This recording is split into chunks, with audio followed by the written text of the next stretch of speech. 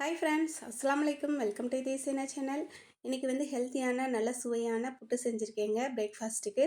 இதுக்கு வந்து கேழ்வரகு மாவு வந்து 1 கப் எடுத்துக்கிட்டேன். அதே கப்பில் வந்து 1 கப்பு அரிசி மாவு, சத்து மாவு 1 கப்பு சேர்த்துட்டு எல்லாத்தையும் ஒன்றா நல்லா மிக்ஸ் பண்ணி விட்டுடலாம்.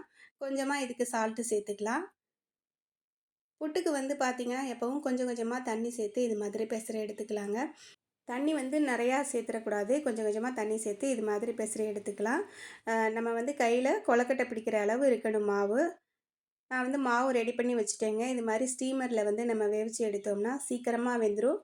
மாவு வந்து ஒன்று போல் கரெக்டாக வெந்து வருங்க. ஈஸியாகவும் இருக்கும் நம்மளுக்கு செய்கிறதுக்கு. இப்போ இதில் வந்து நான் ஸ்டீமரில் வேக வச்சுட்டேங்க. ஒரு 10 நிமிஷம் வேக வச்சா போதும், சீக்கிரமாக வெந்துடுது. இது மாதிரி ஸ்டீமரில் வந்து துணியை விரிச்சிட்டு நம்ம வேக வச்சிடலாங்க. சூப்பராக வெந்து வந்துடுது. இந்த புட்டு பார்த்திங்கன்னா சாப்பிட்றதுக்கு ரொம்ப டேஸ்ட்டாக இருக்குது.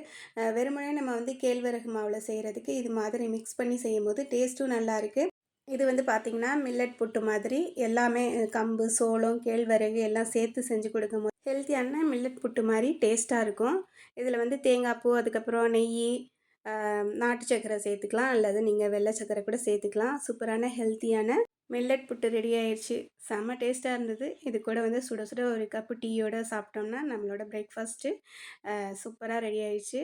இந்த வீடியோ பிடிச்சதுன்னா லைக் பண்ணுங்கள், ஷேர் பண்ணுங்கள், மறக்காமல் சப்ஸ்கிரைப் பண்ணுங்கள். நெக்ஸ்ட் வீடியோவில் பார்க்கலாம் ஃப்ரெண்ட்ஸ். தேங்க்யூ.